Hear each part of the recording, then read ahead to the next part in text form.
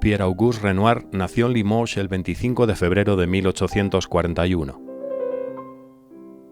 Un año más tarde, su familia se traslada a París. A la edad de 19 años, ingresa en la prestigiosa Escuela de Bellas Artes de la capital parisina, donde tiene la oportunidad de conocer a otros pintores como Monet y Sisley, con el que compartió un gran protagonismo, ya que ambos fueron los principales precursores del impresionismo. En el año 1864, y con tan solo 23 años, expone su primer cuadro, L'Esmeralda, un cuadro que fue bien recibido por parte de la crítica, pero que años más tarde destruyó. En 1867 muestra su primera exposición, titulada Lise à l'ombrelle, Lisa con el paraguas. En el periodo de 1870 a 1883 es donde emerge el impresionismo en sus obras. Fue el periodo impresionista donde la pintura al aire libre y la pincelada corta y suelta eran los elementos destacados de este nuevo movimiento, del cual Renoir fue uno de los precursores en sus inicios. Más tarde se unirían pintores tan conocidos como Gauguin y Van Gogh.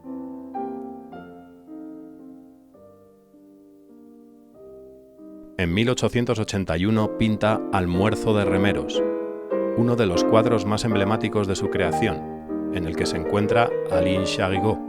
Aline fue una de las referencias importantes de Renoir, con la que años más tarde se casó. Fruto de esa unión nacieron sus 3 hijos.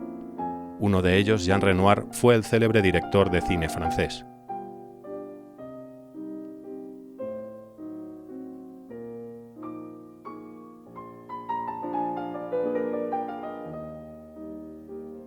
El movimiento plástico impresionismo se desarrolló a partir de la segunda mitad del siglo XIX en Europa. Su desarrollo se llevó a cabo principalmente en Francia, que fue la cuna y patria de los grandes impresionistas, y que nació gracias a pintores como Renoir, Monet o Manet. El impresionismo, tal y como se le conoce, fue el intento de plasmar la luz, la impresión visual y el instante, sin reparar en la identidad de aquello que la proyectaba. Su esencia era muy sencilla: pintura de caballete al aire libre. Los antecesores de este movimiento pintaban formas con identidad. Los impresionistas, sin embargo, pintaban el momento de luz, más allá de las formas que subyacen bajo este.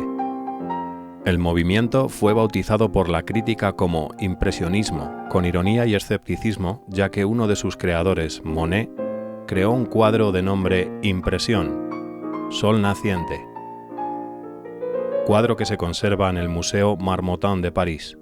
Otro gran ejemplo del movimiento impresionista fue la obra Los nenúfares, creada a finales del año por el mismo artista. Uno de los puntos de exposición de las obras de los pintores impresionistas más importantes fue el Salon Refusé, Salón de los Rechazados, creado en la década de 1870. Después vendrían sus sucesores con los Salones de Otoño, creados el 31 de octubre de 1903 en el Petit Palais, con la iniciativa del arquitecto y crítico de arte belga Frans Jourdan, y que contó con la colaboración de artistas como Matisse, Rouault, Bonnard y Marquet.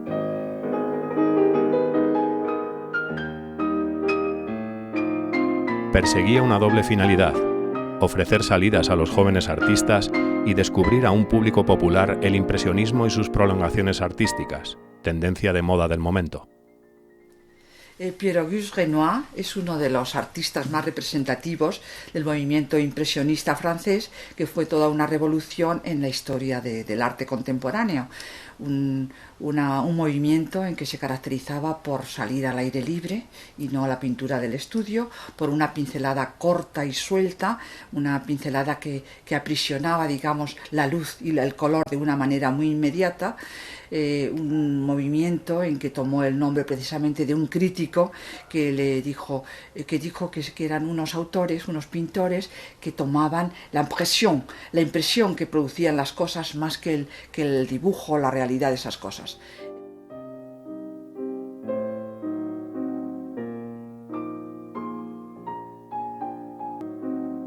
En 1899, Renoir sufre los primeros síntomas de una enfermedad que le marcaría por el resto de su vida: la artritis reumatoide. Le afectó sobre todo en su movilidad y en el uso de los pinceles. Ese mismo año comienzan las primeras curas de la artritis reumatoide en el balneario de Aix-les-Bains. Entre los años 1900 y 1919 fue la etapa donde Renoir sufrió la artritis reumatoide con más intensidad. En ese periodo se retiró a la pequeña localidad de Cagnes y vivió en una finca cerca del pueblo para tratar de paliar con un mejor clima la enfermedad.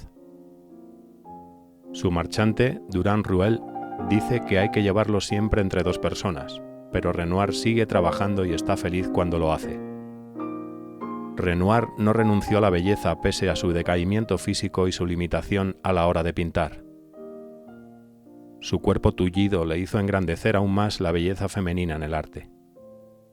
Fue durante ese periodo de tiempo en donde Renoir tuvo la inspiración del que fue su lema de batalla: ni un solo día sin pintar. Incluso cuando llegó su enfermedad de la artritis reumatoide, que estalló en 1899, realmente fue de 1900 a 1919 en que murió, cuando este hombre tuvo que convivir con esa enfermedad que le dificultó, no lastró su arte porque él fue cuidadoso en todo momento, pero sí dificultó su forma de trabajar, hasta el punto de que le ponían vendas en los dedos, en las manos, para que la materia, el óleo, no le perjudicara la piel. Le colocaban también, le ayudaban a colocar el pincel entre los dedos, pero nunca se lo ataron. Su hijo, el gran cineasta Jean Renoir, tiene una biografía de su padre y dice esto con claridad.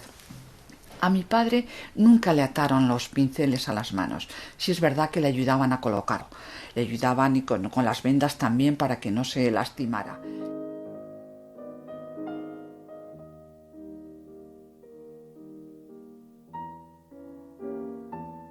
En 1910, el artista queda confinado a un sillón con los dedos retorcidos por el reumatismo, pero lucha y sigue pintando. Un año después, Renoir está ya medio paralítico, pero acude a algunos espectáculos artísticos de ballet ruso, como el de Misia Godevska, porque colma su gusto por el color y el movimiento. Con el inicio de la Primera Guerra Mundial, el artista ensombrece su espíritu porque sus hijos son movilizados para luchar. En 1915 muere su esposa Aline. Ese mismo año, Renoir ya queda postrado en una silla de ruedas. En 1919 visita el Museo del Louvre, donde exponen varias de sus obras, lo que le supone el máximo reconocimiento de su arte.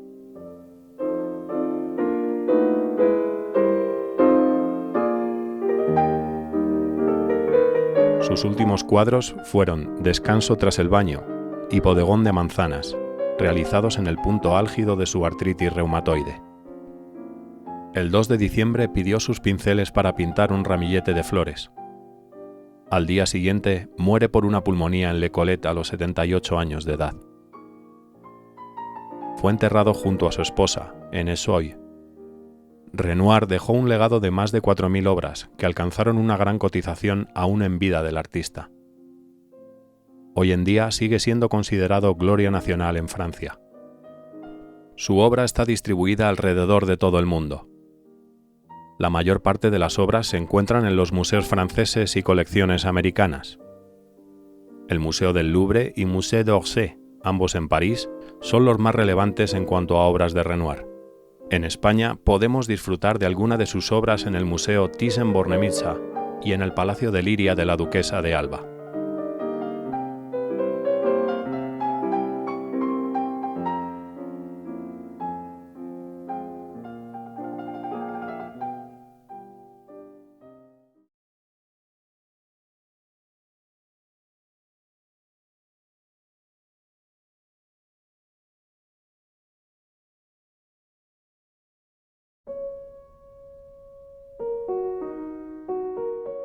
Manuel Martínez y Huguet, más conocido en el mundo artístico como Manolo Huguet, nace el 19 de abril de 1872 en Barcelona.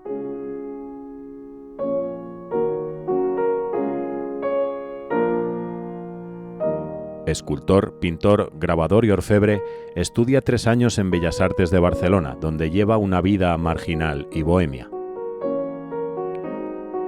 Durante sus años en Barcelona frecuenta el establecimiento de Els Quatre Gats, al que acuden Picasso, Rusiñol, Ramón Casas, Miguel Utrillo y otros artistas. Els Quatre Gats fue un punto de encuentro de artistas destacados de la época. En 1892 viaja a París. Se instala en la capital de Francia, donde entabla amistad con Picasso, el ceramista y diseñador de joyas Paco Durrio, además de otros artistas de Montmartre y Montparnasse.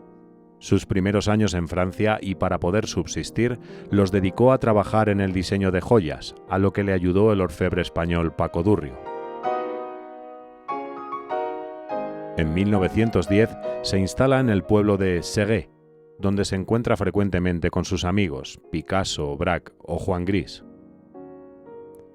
Este cambio de ubicación se debió principalmente a que a Manolo Huguet le gustaba la tranquilidad de la vida rural para trabajar, y no el bullicio de París.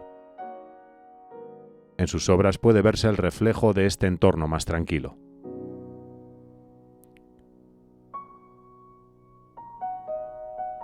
En 1916, con motivo de la Primera Guerra Mundial, se traslada a Cataluña y reside en Arenys de Mar.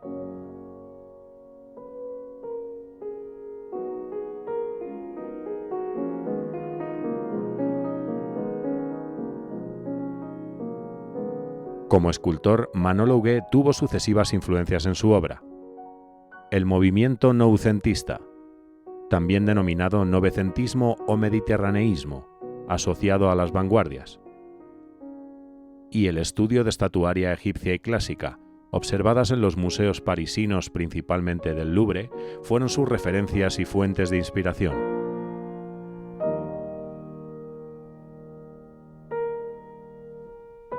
Años más tarde regresa a Francia, donde entra en contacto con el escultor Maillol e ilustra con grabados las poesías de Pierre Reverdy.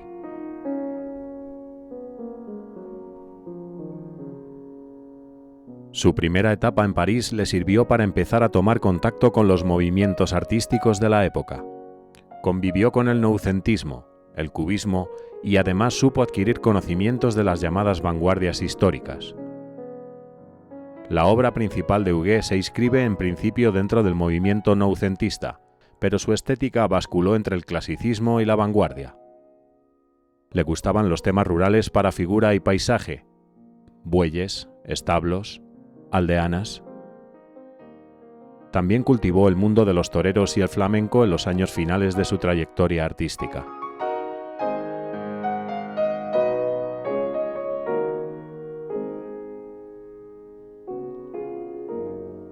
Como escultor modeló excelentes figuras femeninas, como Magalí, y maternidades de gran ternura, algunas de ellas monumentales.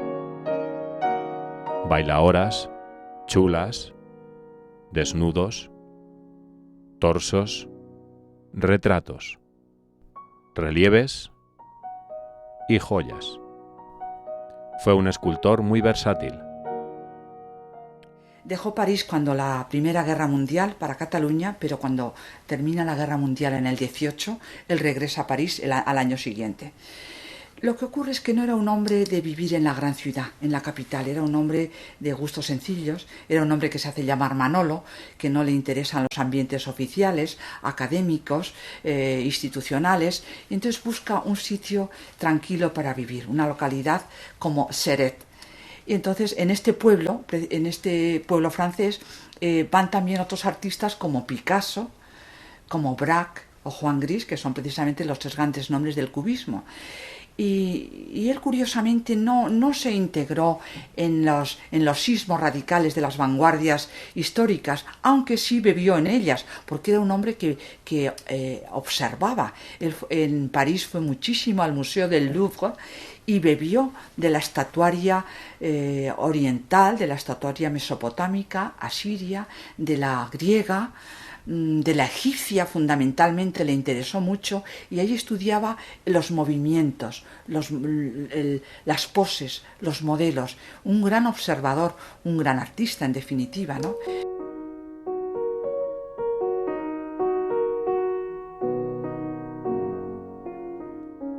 En 1927 regresa a Cataluña por recomendación médica. Se encuentra en muy mal estado por su enfermedad, la artritis reumatoide. Le recomiendan un tratamiento a base de aguas calientes para aliviarle los fuertes dolores que le provoca la enfermedad. Se instala en el pueblo de Caldes de Montbui, donde tenía cerca el balneario de aguas termales y la ciudad de Barcelona no muy lejos para viajar a ella. Después de ciertas estancias en el balneario, decide comprarse una casa taller en Caldes para afrontar la economía y poder tomar las aguas termales con frecuencia. Allí residiría hasta su muerte.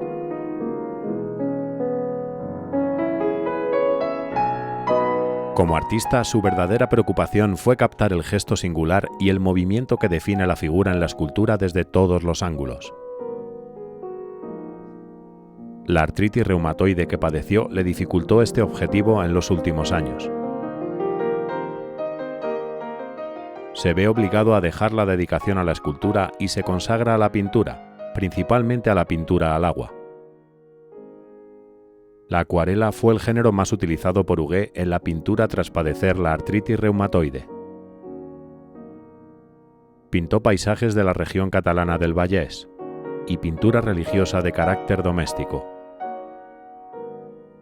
Pintó bodegones, flores y animales, y también pintó algunos óleos.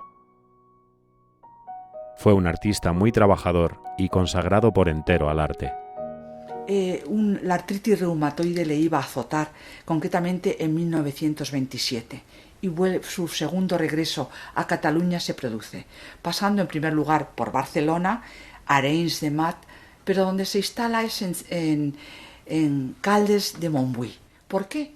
Porque hay un doctor, el doctor que le invita a ir a un balneario, y allí está el balneario de Le Broquet. Hoy se le conoce por Termalia, muy buen balneario, donde le ayuda un poco a mejorar esa artritis reumatoide. Lo de siempre, con unas alternancias de mejor situación o peor, pero efectivamente él, cuando estaba en Ceret, donde tenía la casa con su mujer, y pues le dijo a Maragall: pásame a España porque aquí me estoy muriendo, y lo llevaron en un taxi porque la artritis reumatoide le golpeó muy fuerte y mejoró notablemente en el balneario de Caldes de Montbui.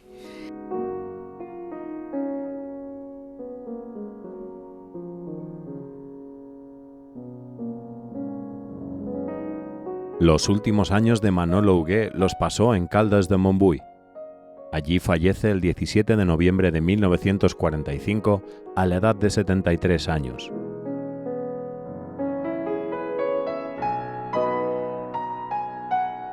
Caldes de Montbui posee una exposición monográfica con obras del pintor en el denominado Museo Termalia de Caldes de Montbui. La colección de la Fundación Municipal Joan Abelló y de Víctor Balaguer son una de las mejores en fondos de obras de Manolo Huguet. El Museo de Arte de Barcelona tiene también obras de Huguet, y en especial la pieza titulada Bacante, de 1934, una mujer reclinada en la que logra una unidad desde los distintos puntos de mira que tiene toda escultura. El Museo Georges Pompidou de París también contiene obra suya. La Biblioteca de Cataluña conserva el fondo personal de Manolo Huguet en sus archivos. Manolo Huguet era un hombre tan campechano entre los artistas de la vanguardia y entre la gente de los sitios donde vivió, como Segué, Francia, o Caldes de Montbui, España, que enseguida se hacía conocer y querer. Por eso repitió varias veces a Josep Pla: primero fui célebre, y luego escultor.